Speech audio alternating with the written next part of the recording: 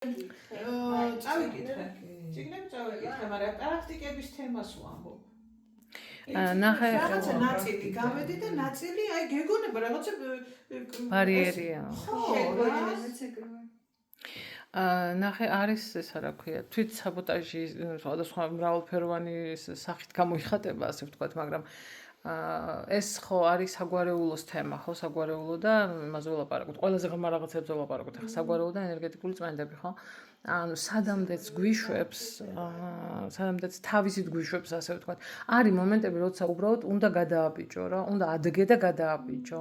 ანუ ესე თავიდან რო იწყებ რაღაცა თავისით მოდის შედეგების სიმსუბუქეს გზნობ, რა კარგია, რა მაგარია. როცა ყველაზე ღრმა ცვლილებებამდე მიდიხარ, იქ უკვე გიკეტავს მერე და გეუბნება, არა მოიცა იყავი მაგ კომფორტის ზონაში რა. გაგ ბევრი დრო იყავი, გაგ წამოწექი იყავი შენთვის რა გინდა.